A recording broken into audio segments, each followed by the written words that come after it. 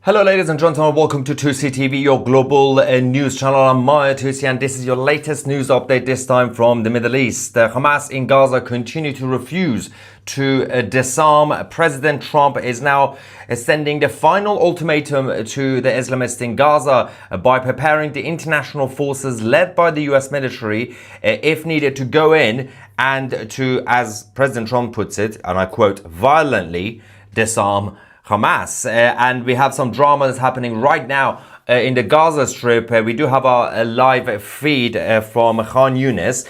The Rafah crossing has now been closed for the rest of the day. Some of the aid went in. Hamas have now given the fourth dead body of the hostages, actually happens to be somehow a Palestinian, and it wasn't actually a former hostage.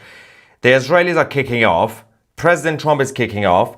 And we are going to have a special guest joining us in a few minutes to explain her story. We're going to be joined by Tal, who was attacked by a Palestinian terrorist. And of course, as usual, that Palestinian terrorist has now been released after years in jail. First things first, let me give you guys the issue with the hostages. So Hamas have now handed over a body of a Palestinian instead of an Israeli hostage. The fourth body was identified as a Gazan dressed in an IDF uniform, believed to be actually one of the terrorists that were killed during the conflict. Now, this aside, one of the main problems right now is that over the last few days, we've been reporting on Tousi TV about how Hamas are refusing to disarm. Now, we were one of the first channels to actually report this. I remember at the time, I think it was 4 days ago, there were a number of people saying, wow, this is fake news. Of course, that's not happening. Hamas have already agreed to the peace deal. And then, of course, now the rest of the mainstream media are following this because they are slightly late to the game. We go to President Trump first, who's now reassured that Hamas will be forced to disarm. They have a chance to do it voluntarily. If not, we will have to do it violently. Of course, the international forces will be backed by the US military to go in and do this. I personally think that Hamas will be forced to just do it anyway. And I don't think the US military will be needed. But they're still preparing this. Let's go to the president. We have told them we want to disarm, and they will disarm. And if they don't disarm, we will disarm them. And it'll happen quickly and perhaps violently.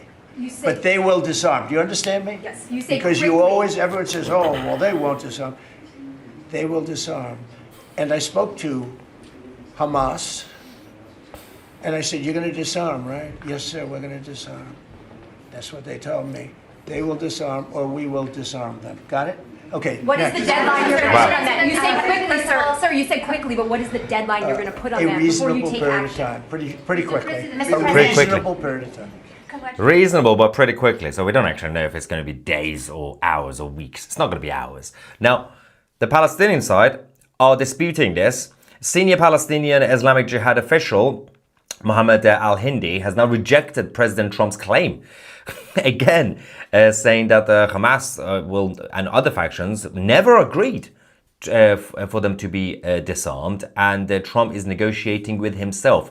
Again, to show you the evidence, let's go to Mohammed and see what he had to say about this. Let's go to Al Jazeera. لا حماس ولا المقاومة وافقوا على نزع السلاح، بالعكس هم صرحوا في المفاوضات وقبل المفاوضات وبعد المفاوضات أن هذه المسألة لم يتم بحثها إطلاقا، وهذا يعني يعتبر السلاح هو سلاح الشعب الفلسطيني ولا يسلم إلا عندما تقوم دولة فلسطينية ويكون هناك يعني مسؤول يعني فلسطينيين يقرروا مصيرهم بأنفسهم. هاي مسألة تبحث فلسطينيا. هو يجري المفاوضات مع نفسه على ما يبدو. هو باستمرار يعني كان المفاوضات تدور بين الأمريكي والإسرائيلي ثم تبلغ للوسطاء ثم تأتي بعد ذلك حماس والفصائل المقاومة. So yeah, they're not going to give up. Now, going back to our live feed from Khan Yunis in Gaza, Hamas are now claiming that they've confirmed that 2 of their members were killed earlier on by the Israeli Defense Forces in the Gaza Strip. This was an IDF drone attack. near the Shujaia terror camp. Now, the reason for this, of course, the Palestinian side are saying that Israel have now broken the ceasefire.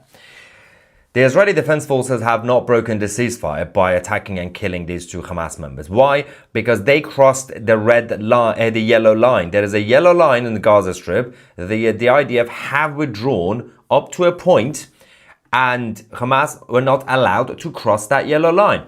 They effed around and they found out. They are now dead, meeting the 72 virgin goats. Now, having said that, the Israeli security officials have now confirmed, also told the Times of Israel, that the Rafah crossing will remain closed for the rest of the day, despite the earlier reports by the mainstream media. The official has said that preparations are ongoing for its opening for Gazans only. Israel obviously have kept the Rafah crossings closed. This is a sanction against the Hamas for delaying the return of the hostages' bodies, and for the fact that they are giving random Palestinian bodies instead of the Israelis, and obviously keep breaking the peace deal and the ceasefire by crossing the yellow line. So I love how Hamas continue to break the ceasefire, and nobody, well, not the ceasefire, the deal itself, and nobody seems to be making a big deal out of it in the mainstream media, the international media. Having said that, some of the aid was already sent in. So at dawn, the first humanitarian aid trucks crossed into Gaza, carrying food, fuel, medical supplies. There was a bit of a sign that the Palestinian side, Gazans, might actually be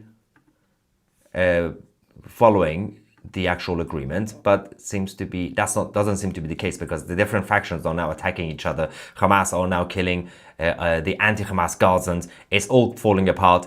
Turkey have now also deployed their rescue teams to Gaza. They are establishing an official on-the-ground presence in the Gaza Strip, dispatching 81 search and rescue personnel equipped with vehicles to obviously help locate the bodies, the dead bodies, and that is going to be difficult considering that the international forces are now under the supervision of the United States and the US military. So the US military have already sent some of the personnel to Israel, but that's not really to start any war. That's just obviously for safeguarding issues in Israel. But President Trump obviously has now said, we'll give him some time, but we will violently take away their guns. We're going to go to our guest in a couple of minutes. But if we focus on Egypt as well, because Turkey is sending rescue, right? I'm not really sure how that's going to help, considering Hamas don't even know where the rest of the bodies are. Egypt have now moved their heavy machinery into the Gaza border. That includes bulldozers, cranes, and convoys of construction. This is to help basically sort out the mess in the Gaza Strip. They have already started to remove some of the rubbles in and around Rafah.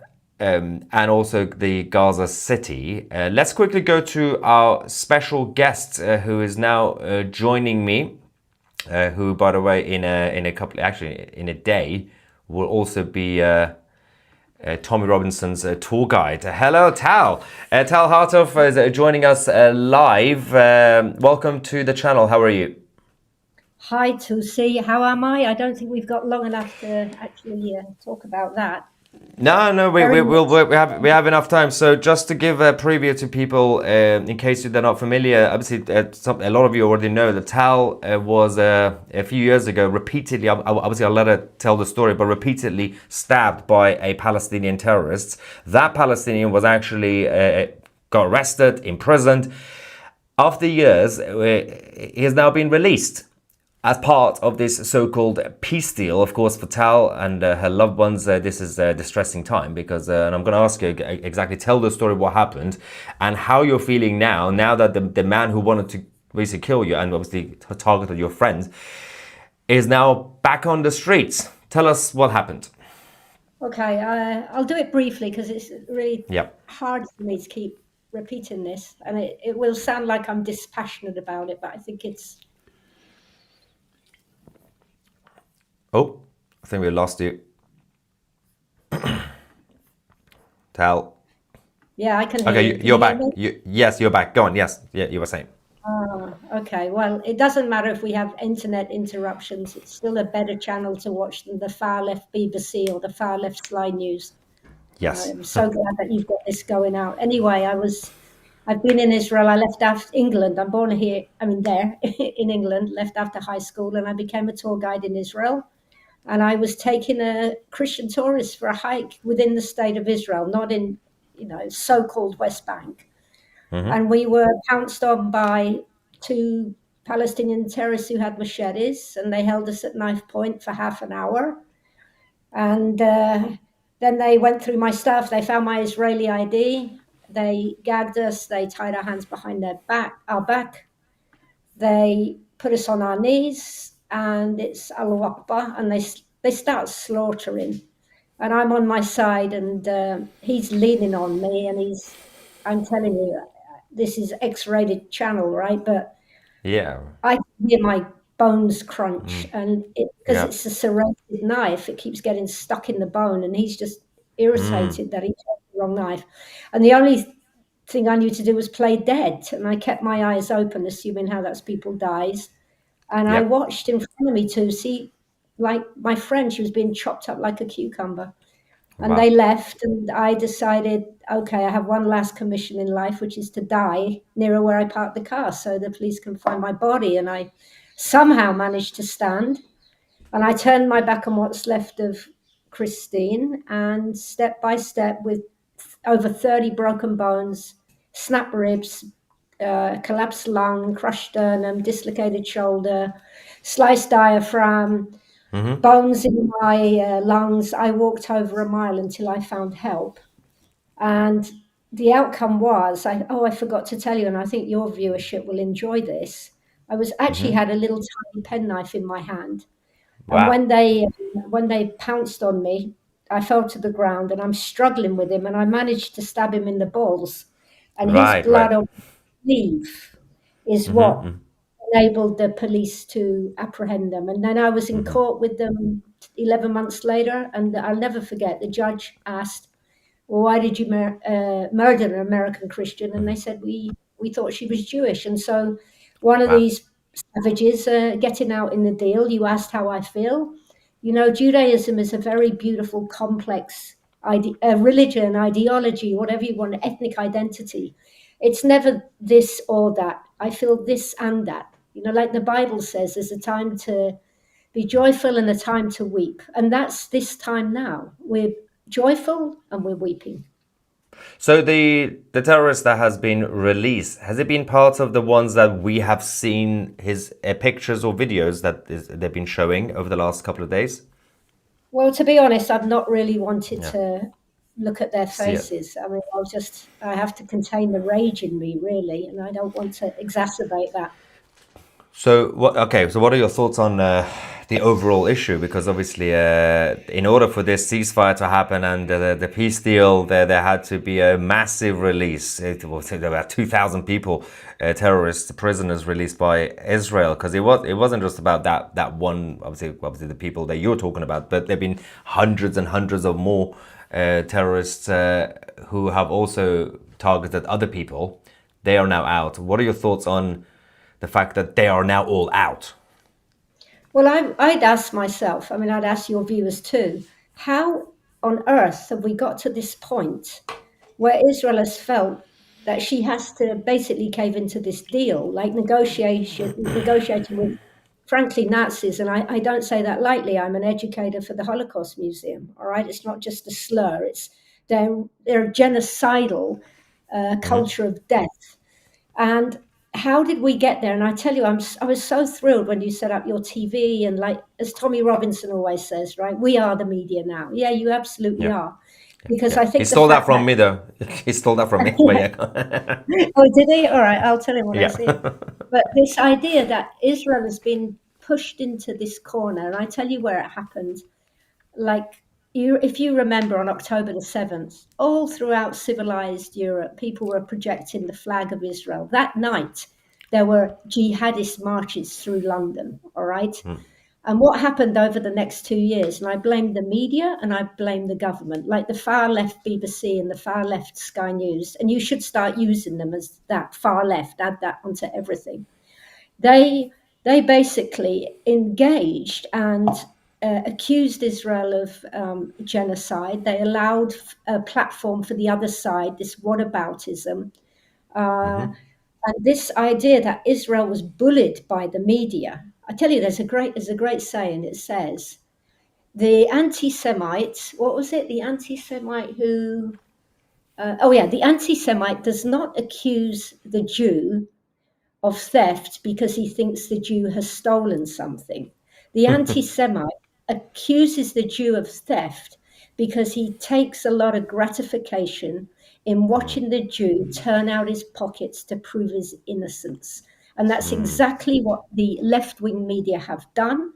And that was a moral abandonment of Israel that corroded Israel's strength. Instead of having the fortitude to stand with this very, very righteous and just war. And then, of course, there's the political decisions of this appalling Labour government, mixed messages, an arms embargo, genocide claims, Palestinian flags, a declaration of a Palestinian state. And all this really whittled down Israel's support on the political and the media side. So, you know what, Tousi? I actually hold people like that accountable for the release of my would-be murderers.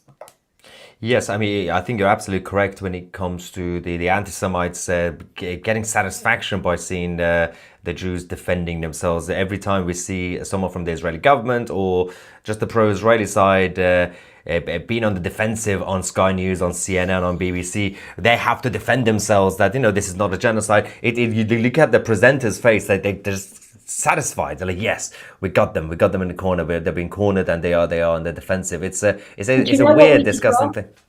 We did wrong. I tell you what Israel did wrong, okay? And I actually don't blame Israel, really. But we are the only country in the world who is invaded, and then we are given a certain window of opportunity. We have a certain amount of limited time to fight back. Now, that is something that was never afforded the Ukraine when they were barbarically attacked.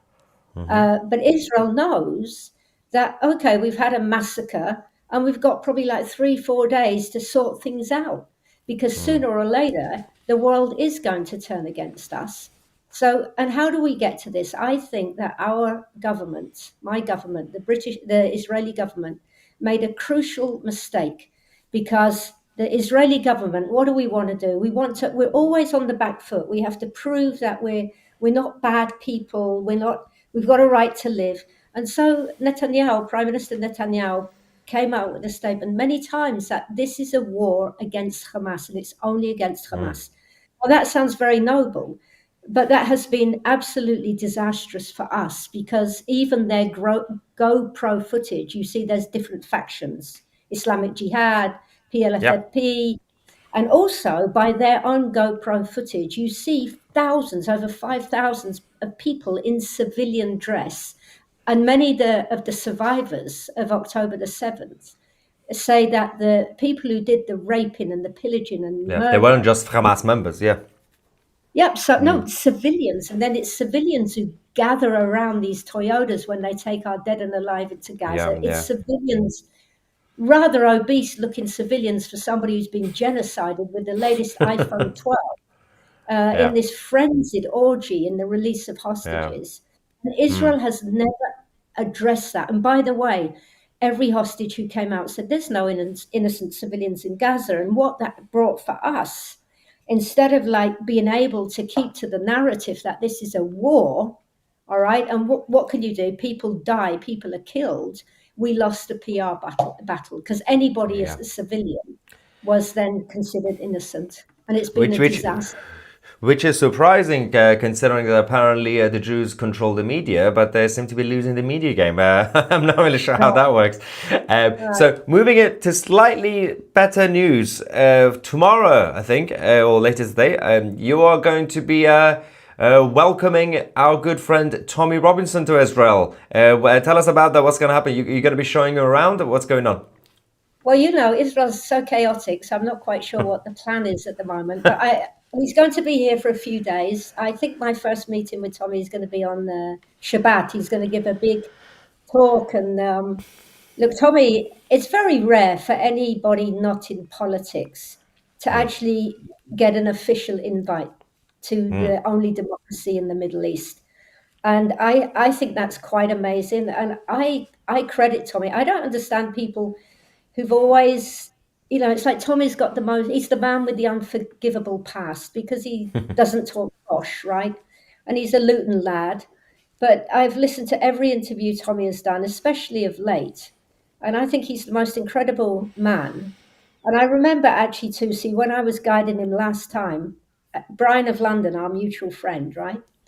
So he said, "Look, I've got a friend coming over. His name's Tommy Robinson," and the name rang a bell.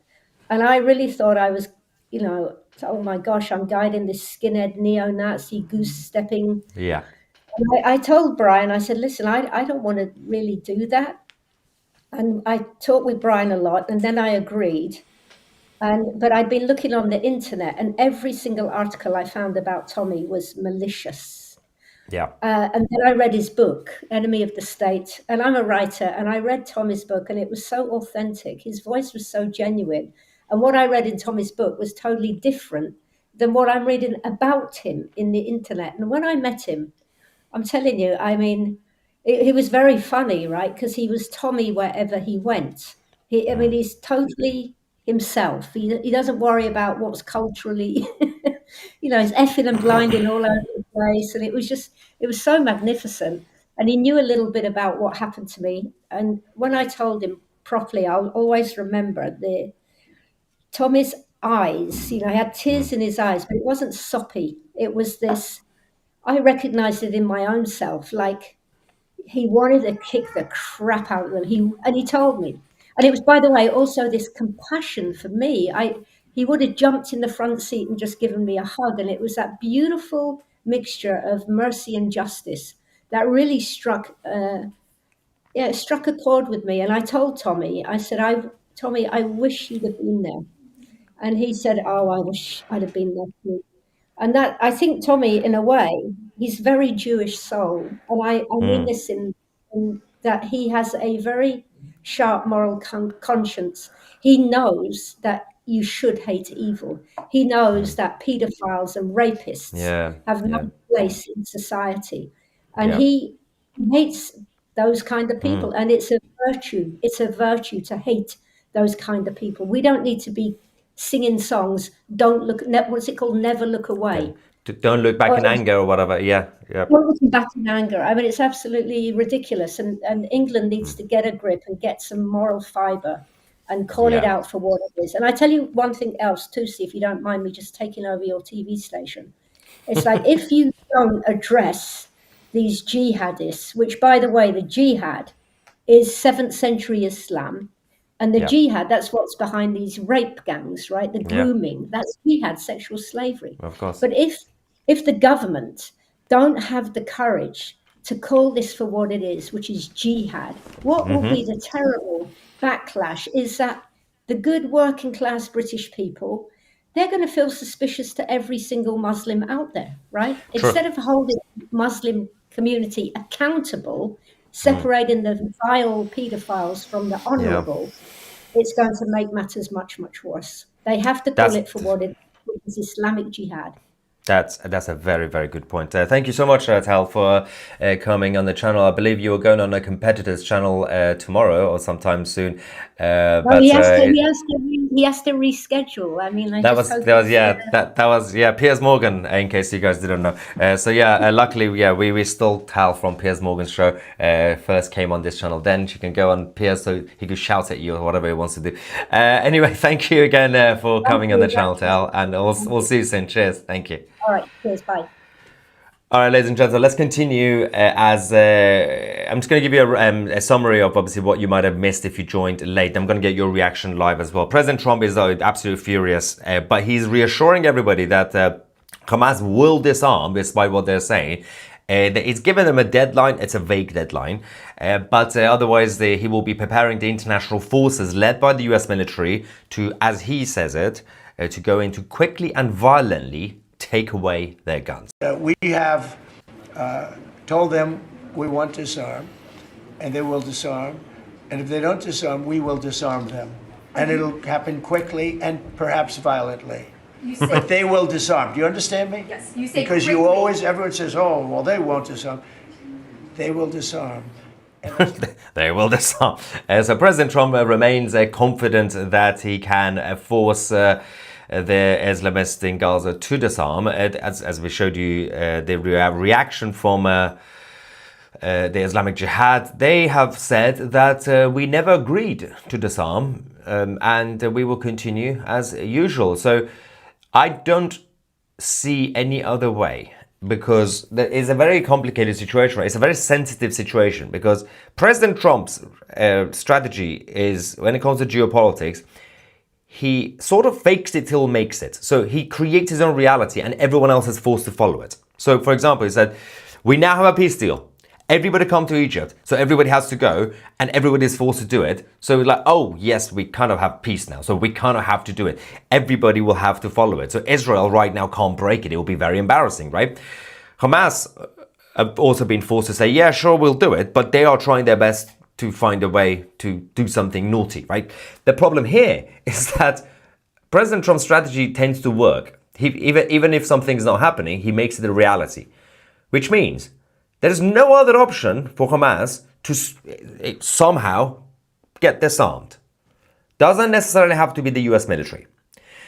It's the international forces led by the US military. So technically speaking, President Trump could go and send the Egyptians and the Qataris with their 5 personnel and to go in to do it with the supervision of the US military. That's it.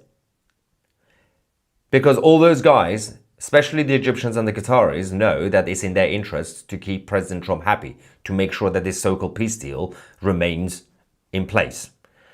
Hamas don't really have any proper leadership. There's a couple of leaders left, like Al-Haya, who are now being told by Qatar and Egypt on what to do, because they are being protected by those guys. And Egypt and Qatar are being protected by the US. So if the US withdraw the support from those 2 countries, and Turkey, for example, then those Hamas leaders who are living in luxury, they're going to be in trouble. So I don't see any other way.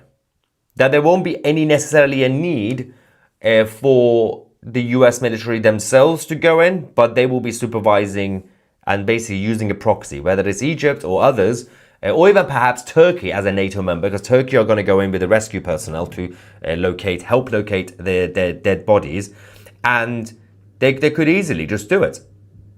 And the US obviously has already sent some of the military personnel to Israel, but that's not for this reason. That's just for supervision in Israel. That's different. That's safeguarding. They don't have to use those guys. They don't even have to use any actual military personnel from the US side directly.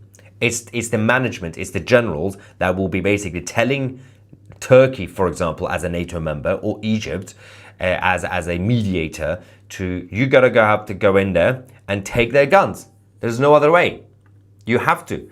But we'll have to wait and see how this happens. Again, we have to wait a couple of days to find out whether Hamas, so far they're enjoying their honeymoon period. They're going around to take away, they've taken control of the streets of the Gaza Strip. They are killing all the other anti-Hamas factions. But there will be a point. This whole situation is on the brink, and they can't find the bodies of the hostages. That's also a complicated situation. Let's get some reaction. 200 US troops will be the USS Liberty at Tonkin. We don't know exactly what they don't have to necessarily send the personnel themselves. It's the generals to give an order to the international forces. Elizabeth says evil does not disarm. True. Normal is overrated. From Australia says that without lies, Islam dies, which is correct. And Carter says that if Hamas is killing their fellow Palestinians, what makes you think that they won't kill all the Israelis, the Brits, the Americans, and their fellow Arabs? Yeah, this I think everybody knows, especially the Arab world. That includes Egypt, by the way, but all of them. So Jordan, Saudi Arabia, UAE, they know that, well, you can't just depend on Hamas. You can't really keep them in place, despite everything else, despite the push for a so-called Palestinian state. They can't have that. They don't trust them. But they also don't want them to be walking around the Middle East or North Africa. One of the reasons these guys are pushing for a Palestinian state, the Arab world, is just, it's not because they care about Palestine. It's because they don't want those guys to be in their countries, which makes sense. But that's why the Arab world also backed President Trump's deal, because the deal said Palestinians in Gaza, and including Hamas, don't have to leave. They could stay there. They just have to give up their guns, and they won't be in charge of anything. I believe we have a different angle now from Khan Yunis. As you can see there, the markets are now operating. They have, by the way, renamed that new restaurant that they have opened up, which I think it was in Khan Yunis, which was called Cafe Nova after the Nova Music Festival. They have now renamed it because they realize it's just a big target for the Israeli Air Force. If you have a restaurant called Cafe Nova, it's probably not a good idea to have that. Anyway, going back to some of the reactions we got, Ivan, it seems Hamas have no way out. They don't. I don't understand why some people are thinking that Hamas have the upper hand. You can't trust Hamas. Hamas are not going to go. They're not in power. They don't hold any power. Right now they do. Right now, because obviously there's a bunch of tribal weirdos running around the Gaza Strip, different factions. Hamas have their uniforms, their face coverings, and their guns and everything. Yes, right now they think they're calling the shots. But it's no longer between Hamas and Israel. It's actually between Hamas, the US, Egypt, Qatar, Turkey, Saudi Arabia, Jordan, all countries.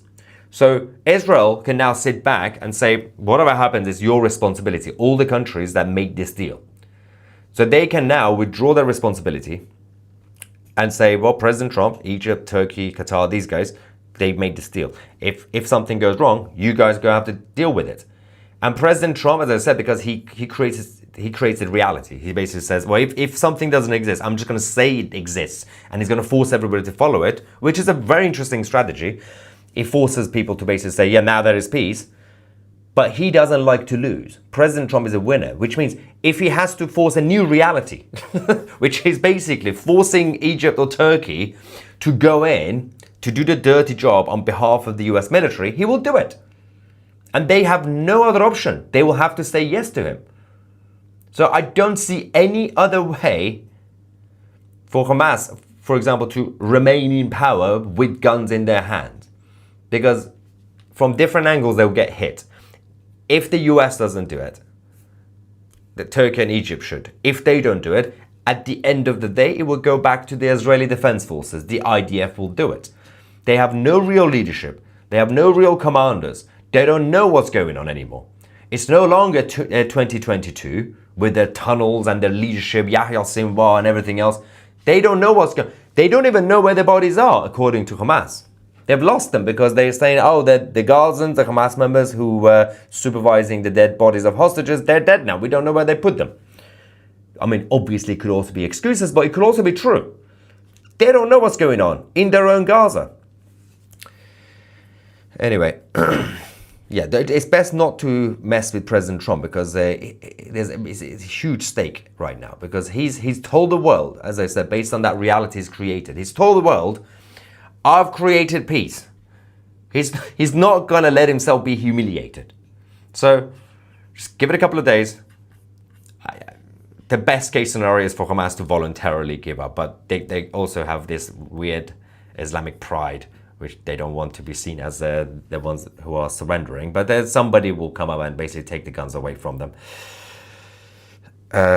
Joined as a member, the sun's rising in the west. Thank you, the Red Sun Survivors Council. Thank you so much. I hope you mean you joined as a Tousi TV Plus member, not a YouTube member, because that's not in our control. That's controlled by Google. Make sure to become a member of Tousi TV Plus by scanning the QR code you see on the bottom right of the screen, or just go on tousi.tv. The link is also in the description, and then of course you get complete access to the channel, including the documentaries and everything else. We are going to take a quick break because things are also kicking off again in Afghanistan. The Pakistani army are hitting the Taliban massively over the last few hours. That conflict is not slowing down apparently, and we will get your reaction as we come back very, very shortly. Thank you so much for watching. I'm Tousi, and we are the media.